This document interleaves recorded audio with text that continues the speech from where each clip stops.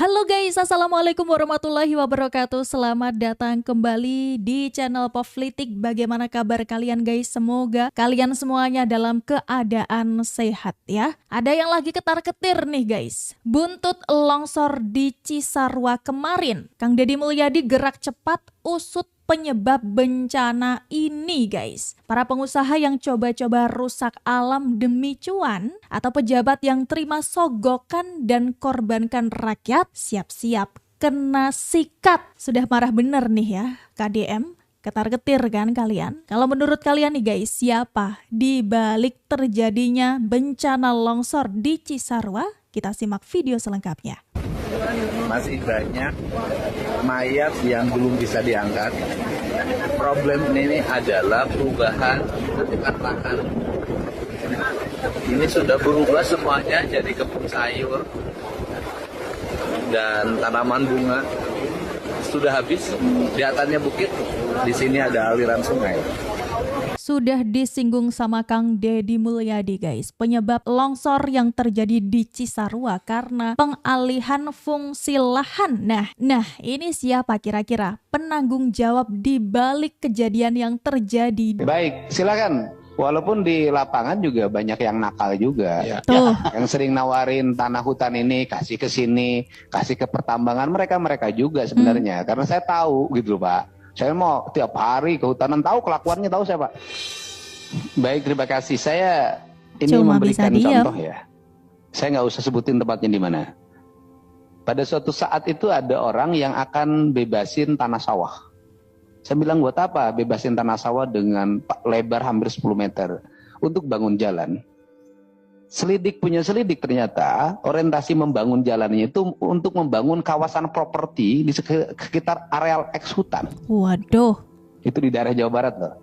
Karena saya dan masyarakat menolak, kemudian dia pindah lagi, bangun jalannya lewat kawasan hutan lagi di sebelah selatan. Dan saya ada itu di video YouTube saya itu ada. Nah, ini fakta ya, fakta yang terjadi karena hari ini terjadi perubahan besar-besaran areal kawasan hutan dan kawasan perkebunan. Misalnya di daerah Subang sekarang, eks perkebunan teh yang itu menjadi landscape-nya Gunung Tangkuban Perahu. Hari ini sudah berubah menjadi bangunan-bangunan, dari mulai bangunan umum kepentingan wisata, bahkan kampus pun akan dibangun di situ. Pertanyaan saya adalah, nanti kalau air jatuh yang nangkepnya siapa? Nah, kan cuma bisa kicep.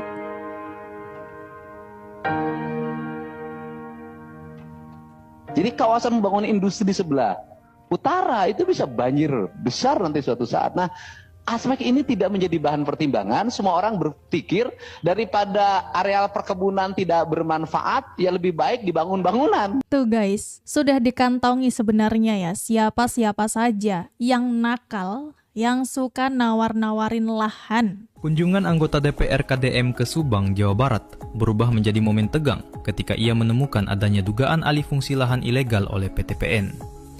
Boleh. Yang ngeluarin amdalnya siapa? Boleh. Dari pemerintah, dari Dinas Lingkungan, Pak. Dinas Lingkungan Kabupaten. Mana Dinas Lingkungan Kabupaten?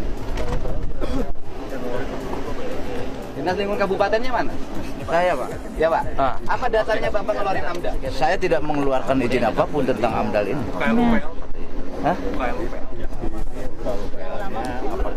Hati-hati blunder ya Pak. Ya perkebunan bukan ini.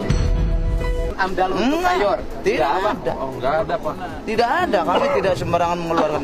Iya, Bapak tidak mengeluarkan amdal untuk perubahan peruntukan dari perkebunan ke hortikultura. Tidak ada karena amdal ini di ujung setelah proses-proses yang lain. Kalau proses yang lainnya sudah tidak met, apalagi kami tidak mengikuti. Berarti ini ilegal dong? Ya ini kami kemarin juga sudah kumpul nih Pak Camat yang punya wilayah bahwa kami tidak mengeluarkan dokumen apapun terkait dengan amdal ini. Kepada Bapak sebagai penanggung jawab lingkungan di sini, ini ilegal nggak? Menurut saya ini tidak legal. Ya ilegal. Ilegal. Tuh. Kalau ilegal hentikan, polis lain. Sudah mulai kelihatan benang merahnya guys. Sudah dibongkar siapa-siapa aja dalang dibaliknya. Dan ada yang blunder juga nih. Tata ruangnya dibenahin, ini negara harus benar. Nggak bisa begini terus. Bapak enak di sini, Pak, nggak kebanjiran. Orang sana kebanjiran. Tinggalkan legasi yang baik buat generasi ke depan. Saya pengen birokrat itu jujur. Kata Kiki jujur. Saya nggak akan kritisi anggaran 0, sekian, enggak. Tapi kalau urusan hutan, urusan banjir, urusan segala macam, saya akan ngomong keras. Saya dari dulu jawaban tuh banjir tahun kemarin jawabannya itu jalan, tapi Bapak nggak ngasih solusi. Tugas Kementerian Lingkungan itu atau bersifat tegas, sikapnya adalah menjaga lingkungan dan menjaga hutan. Seluruh dinas, seluruh kementerian harus tunduk pada rekomendasi Kementerian Lingkungan Hidup. Pembangunan ini tidak recommended karena akan mengakibatkan ini. Pembangunan ini tidak recommended karena akan mengakibatkan ini. Pembangunan ini tidak recommended karena akan mengakibatkan ini. Kawasan ini tidak boleh ditebang karena mengakibatkan ini. Sifatnya mutlak. Hukum alam itu hukum mutlak. Tidak bisa digeser-geser. Tata ruangnya dibenahin. Ini negara harus benar. Nggak bisa begini terus. Bapak enak di sini, Pak, nggak kebanjiran. Orang sana kebanjiran. Sampai DPR saja disemprot sama Kang Deddy Mulyadi, guys. Ini juga peringatan nih ya buat para yang suka jadi backing pebisnis yang hanya mau uang tapi merusak alam. Nih, ada momen kocak nih. Bukan momen kocak lagi ini mah. Momen konyol sih menurut gue. Lagi ada bencana, terus dibilang tanggung jawab provinsi itu apa? Nih bapak-bapak yang baju berlambang hitam pers. Ini ya. Emang nggak liatin KDM itu dari tadi ngapain aja? Saya ingin tanggung jawab provinsi seperti apa nanti ke depan, Bapak? Tanggung jawab tentang musibah ini, Bapak maksudnya apa? Jadi tanggung jawab Bapak sebagai gubernur. Apa tidak ngikutin saya dari tadi? Belum, Pak. Aduh, Bapak teh kumaha ini.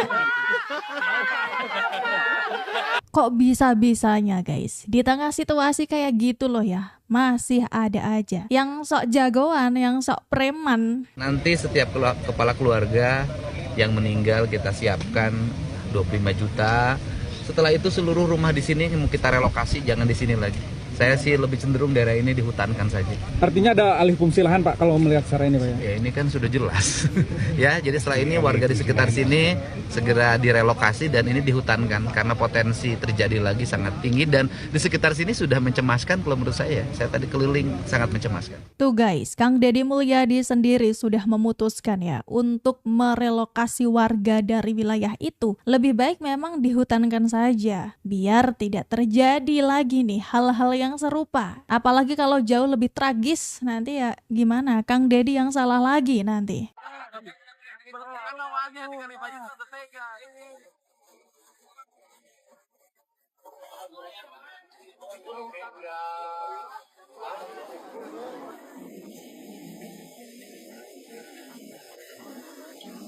Ya keluarga saha? Keluarga Mabati, Ra. Keluarga rumah. Oke, keluarga Bapak Dadang. Bapak Dadang ayak enek, hadir. Pak Ude. Bapak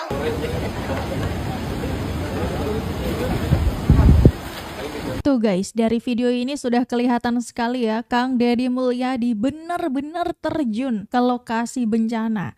Membantu evakuasi, kemudian membantu para korban, ini juga ya sampai menjadi petugas penjaga pintu posko loh. Gimana nih guys kalau menurut kalian ya, langkah yang diambil sama Kang Deddy Mulyadi untuk menyetop hal-hal yang membahayakan, yang menyebabkan bencana dan mengancam nyawa. Gimana guys menurut kalian?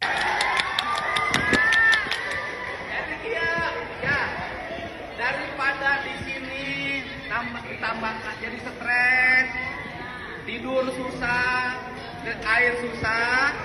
Malam ini, hari ini juga sore ini saya siapkan 10 juta per kepala keluarga untuk cari kontrakan. Benar ya? Alhamdulillah. Daripada tinggal di sini pusing, bener gak? Betul. Udah nanti saya siapin per kepala keluarga 10 juta, mau di saudaranya, mau cari kontrakan terserah, ya. Yang terserah sehingga bisa mulai malam ini kontak sekarang ada saudara siapa ke kontrakannya masing-masing. Lumayan lah minimal untuk 2 bulan ada bakal dulu 10 juta ya. Nanti keluarganya yang meninggal kami siapkan 25 juta untuk biaya tahlil dan sejenisnya ya. Udah, ya tenang ya. Karena kalau masih di sini orang datang lihat malah jadi stres.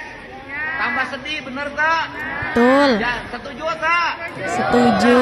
Sok sekarang nanti datang siapa Pak? Yang minyak saudaranya. Memang harus bersyukur sekali ya memiliki pemimpin seperti Kang Deddy Mulyadi ini guys. Langsung diberikan bantuan 10 juta rupiah per kakak buat para korban ini mengontrak. Tidak di situ guys, biar nggak tambah stres.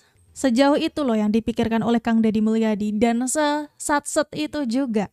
Coba kalau pemimpin daerah lain nih, mohon izin nih, bisa nggak kayak Kang Deddy Mulyadi? Cilaka orang Jawa Barat. Nyantunin 1-2 orang, upload video, wah gubernur udah ngasih uang, baik gubernur, ya, nggak ada yang begini, ya, yang ngasih uang langsung, terus di video nggak ada, itu dianggap hebat. Kita masyarakat Jawa Barat ini sekarang sedang butuh pemimpin yang berpihak pada masyarakat, membuat kebijakan yang berpihak pada masyarakat, bukan yang menggusur masyarakat lalu tanahnya dikasih ke pengusaha oleh penguasanya. Kita butuh penguasa yang bisa memakmurkan rakyat.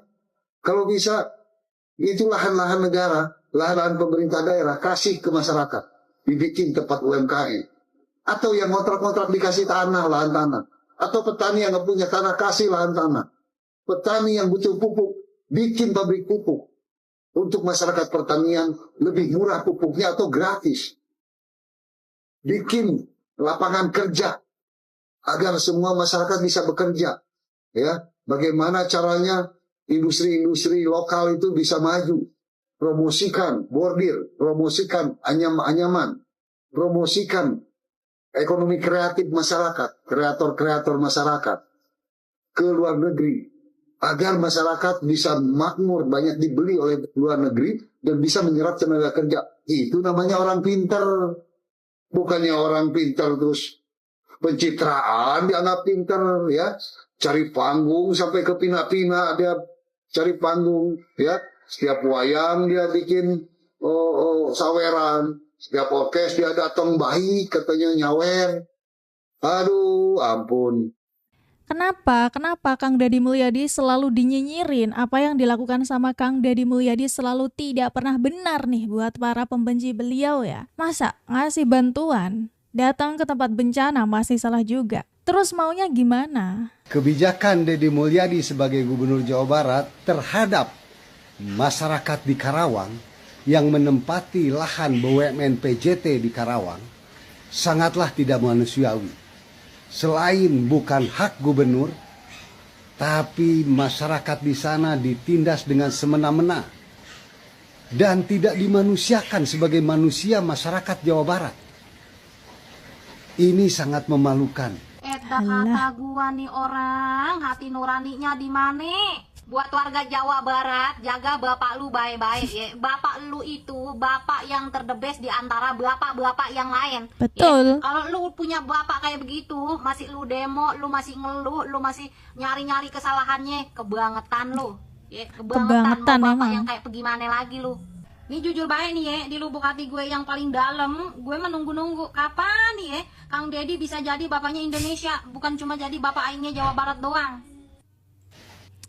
Tuh, buat yang suka nyinyirin Kang Deddy Mulyadi auto disemprot.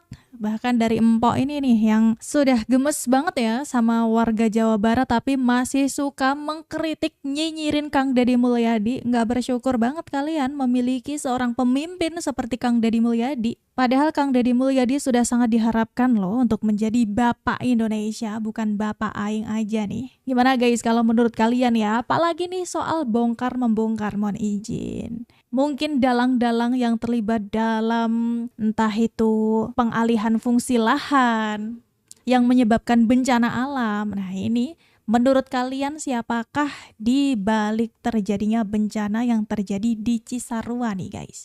Coba tulis pendapat kalian di kolom komentar. Terima kasih sudah nonton video ini guys sampai selesai. Kita ketemu lagi di video berikutnya. Mohon maaf kalau ada salah-salah kata. Sampai jumpa. Wassalamualaikum warahmatullahi wabarakatuh.